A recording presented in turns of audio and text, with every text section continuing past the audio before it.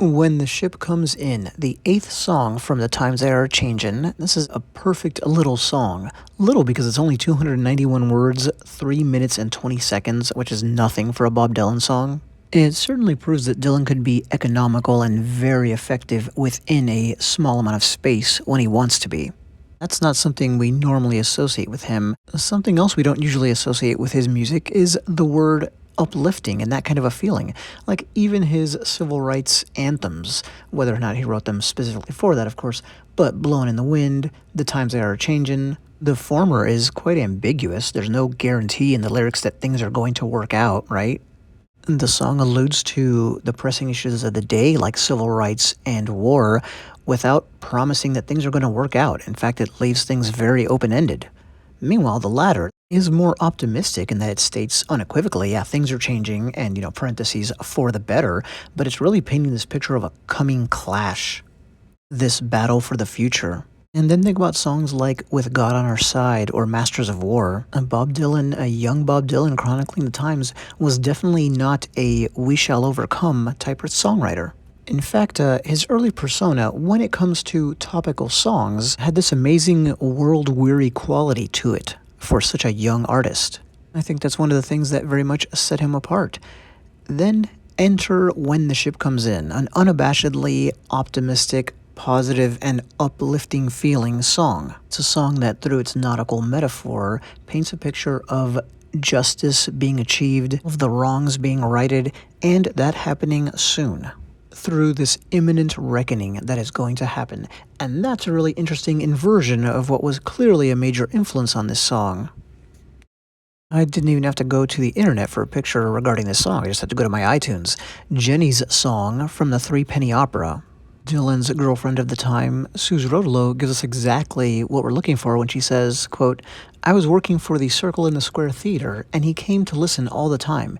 He was very affected by the song Pirate Jenny," end quote. And here's Dylan himself, quote, "Within a few minutes I felt like I had slept or tasted food for about 30 hours. I was so into it. The song that made the strongest impression was a show-stopping ballad, A Ship the Black Freighter. Its real title was Pirate Jenny. It was sung by, let's skip ahead, a scrubbing lady who performs petty tasks, goes about making up beds in a ratty waterfront hotel." End quote. What drew me into the song at first was the line about the ship, the Black Freighter, that comes after every verse. End quote. To make this as quick as I can, 1, listen to Pirate Jenny if you never have. It's an absolute masterpiece.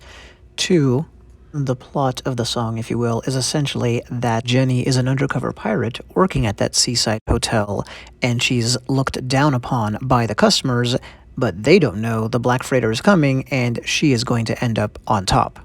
When her pirate crew arrives, and they plunder and pillage and apparently actually kill everybody on her orders. The attack begins at night, so the song is dark, vengeful, violent. It's about a reckoning. And then lastly, note how Dylan was fascinated with the recurring line, this recurring reminder that the ship's arrival is imminent. So we'll come back to Pirate Jenny, but again, that's definitely one of the things that was a major influence on this song. What was another? I'm sure many of you know. It goes back to August of 1963 when Bob Dylan and Joan Baez stopped at a seaside hotel. Or it was at least in a coastal town, that kind of a thing. Dylan goes in first, he looks very unkempt, and the snobby hotel clerk refuses to give him a room. This has to be rectified by Joan Baez when she comes in, because she's much more famous than him at this point. She convinces them it's okay, give this scruffy-looking tramp a room. And in that room, in a hotel by the sea or near the sea, Dylan writes his revenge track. And with a device that's very much like what he admired about the song Pirate Jenny, in this one, every other stanza, starting with the first one, ends with the line, "The hour when the ship comes in." Granted then, this is a revenge song, just like Pirate Jenny, but I feel people, like well-known Dylan critics, have gone way too far in focusing on the supposedly vengeful nature of the song. That's a part of it, as we'll see in the lyrics, but it's definitely not the heart of the song. I don't know how anybody can actually listen to the song and not hear it as almost an anti-Pirate Jenny. That's that inversion I talked about earlier. There's an almost glowing feel throughout the lyrics about the righteousness of this cause, and about how the forces of progress and positive change are destined to triumph. Anyway, let's get started. Oh, the time will come up when the winds will stop, and the breeze will cease to be breathin', like the stillness in the wind before the hurricane begins, the hour when the ship comes in. This is the calm before the storm, but that is not going to last. Notice that time is the very first thing brought up in this song. Oh, the time will come up. And then think about the recurring line, the hour when the ship comes in. So it's a very prophetic song, and one that preaches this is about to happen. Oh, the seas will split and the ship will hit, and the sands on the shoreline will be shaking. Then the tide will sound and the waves will pound, and the morning will be breaking. By the way, the official lyrics say wind will pound, but he clearly, on the album version, says waves. Look how much Dylan does with sounds to reinforce kind of the cumulative effect of this song. Favorite Dylan trick, it seems to me, I've never seen anybody else point this out, is he'll use the same sound or close to it 3 times within a couplet instead of twice. And he'll play with that and put it in different places, but a classic rhyme is getting the same sound in 2 different places in 2 different lines at the end of each of them. The phrase come up, that actually has the sound twice in it. And then stop, the word stop, brings it back again. Obviously that's more of an O sound, but he kind of manages to make all 3 play in the same space phonetically. Come, up, stop. And that sounds a little out there, but just listen to the recorded version, the album version. He absolutely does that, whether it's purposeful or just intuitive. The B sound starts off 4 different words in just 3 lines. Breeze, breathin', before, and begins. Did you notice the ill sound shows up in each of the first 4 lines, pretty much in the exact same place too. Will, still. That helps give that stanza this propulsive effect, which the entire song has. The line, the seas will split, should definitely remind us of the Bible and the Red Sea, so, a biblical anecdote about a wrong being righted.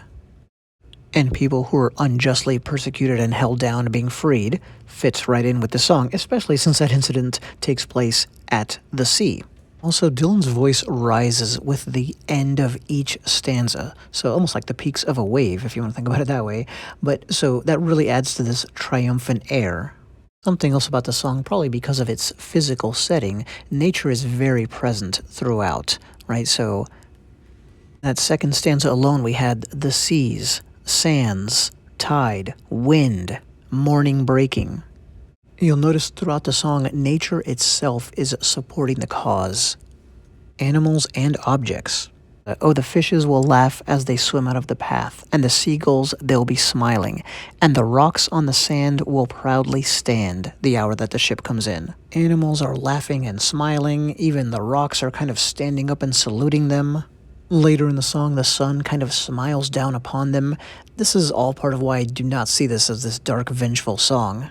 Anger and hurt might have been where the song started, but it's not what I see in the song. The next stanza really changes things up, and it touches on something that's very appropriate for this day and age. Once again, just like in my last video, it's amazing how Dylan can do that. And the words that are used for to get the ship confused will not be understood as they're spoken. For the chains of the sea will have busted in the night and will be buried at the bottom of the ocean. This stanza is about disinformation from the powers that be. This plague that we're fighting here in the 21st century, where tin pot dictators like Putin flood the airwaves with disinformation, purposely confuse things so much that people can't tell what's up, what's down, do not agree on a common set of facts, and then once you've muddied the waters that much, it's really easy to keep your people convinced that only what you say is the truth, no matter how obvious the actual truth, if you will, is. Good thing that doesn't happen here in America, right? I mean, I'm so glad I live somewhere where, somebody can't lie and say they won an election that they clearly lost. Or else we might have maniacs invading government buildings and sending Congress fleeing for their lives and trying to hang a vice president. All because of a really obvious lie that they're so deluded they believe, due to the tactics I described earlier. But like I said, not here. I find this stanza so fascinating because it's so perfect for the moment, this moment, well over half a century later that we're going through in America, in the world. And also because it almost doesn't fit. It's not what you'd expect. It's not what another songwriter would do. The resistance by the enemy would be in some nautical metaphor. And instead, Dylan, who understands how these things work, he keys right in on this crucial tactic. Oppressors, especially the strongman types, will always use lies and confusion, try to create an environment where anything they say, no matter how absurd, will be taken as truth. For the chains of the sea will have busted in the night and will be buried on the bottom of the ocean, the chains of ignorance and gullibility. Song will lift as the mainsail shifts and the boat drifts onto the shoreline, and the sun will respect every face on the deck the hour that the ship comes in. Then the sands will roll out a carpet of gold for your weary toes to be a touchin', and the ship's wise men will remind you once again that the whole wide world is watchin'. Look at the couplet on the bottom of the screen. Then the sands will roll out a carpet of gold. Just how perfect is that arrangement? Did anyone ever call beach sand a carpet of gold before? Well, if not, they should have. And the arrangement gets even better, just keeps going. Look at the top of the screen now. Let's tack on the third line. Then the sands will roll out a carpet of gold for your weary toes to be a touching. Same technique I talked about earlier, where the ill sound was in basically the same place in multiple lines in the middle of the line. And the ship's wise men will remind you once again that the whole wide world is watching. Here's a picture of African American sailors in World War II. Seems rather appropriate, also calls back to, and the sun will respect every face on the deck. Especially as the song is, it's not that it's about the civil rights movement, it's definitely not, but it's also encouraging of the civil rights movement.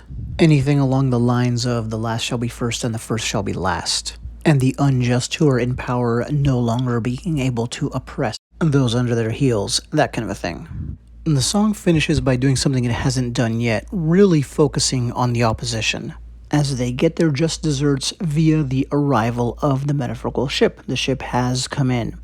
Let's finish the last two stanzas. Oh, the foes will rise with the sleep still in their eyes, and they'll jerk from their beds and think they're dreamin'. But they'll pinch themselves and squeal, and they'll know that it's for real, the hour when the ship comes in. Then they'll raise their hands, saying we'll meet all your demands, but we'll shout from the bow your days are numbered. And like Pharaoh's tribe, they'll be drowned in the tide, and like Goliath, they'll be conquered. So the song ends with two biblical references in just 3 lines. There's also a drowning in there. The Pharaoh's forces being consumed by the Red Sea reminds us of the Moses allusion from very early in the song, first line, second stanza. So, as so often happens in Dylan's songs, we have a callback to the song's beginning at the song's end. And this whole biblical incident is about an enslaved people becoming free and their oppressors paying the price. So it fits really well with the overall song, right? In the surface story of the song, the ship has now come in and the enemies meet a watery end. The David and Goliath line, which is the last line in the whole song, honestly doesn't fit. It has no nautical note to it at all, but it does, of course, stem from the Bible and the Jewish tradition, so Dylan goes kind of stream of consciousness by moving from the first to this, and David and Goliath is, of course, a story of an underdog triumphing. The last 2 stanzas do bring in the specter of violence. Specifically in the second, of course, the Egyptians and Goliath are killed, where the song does fit back more into the Pirate Jenny mold. In that song, the ship's arrival also means death, in a kind of metaphorical underclass uprising, which is also a large part of what Dylan's song is about, right? This overall uprising and the underdog triumphing, like we said a second ago. And both Dylan and the Threepenny Opera then do not have kind thoughts towards those that are keeping others down. And even though the song is vengeful, I still think it's very optimistic because it predicts this battle will be won, but it sure isn't easy, right? The battle is still going on. Here's a very famous photograph of a white supremacist using an American flag as a weapon from 1976. And here's a picture of basically the same thing being done on January 6, 2021. But in this song, anyway, the end of all that is imminent. I mean, it's right there. On the horizon, you might say. A couple of technical notes to squeeze in here at the end about the use of language, which of course is just always masterful. Then they'll raise their hands. The sound, TH, is 3 lines in that one line. Then they'll raise their. But we'll shout from the bow, your days are numbered. Shao bow from shout bow. Again, that repetition of sound internally and not even just with the ends of words. The ow sound not being the end of the word shout. In the middle of the song, the opening couplet to a stanza is, "A song will lift as the mainsail shifts." Well, you can see just how wonderfully that rolls along, but what I like in particular is "a song will lift." That's almost self-referential because this song very much lifts. It has this uplifting quality to it. All part of the song When the Ship Comes In. Thanks for watching.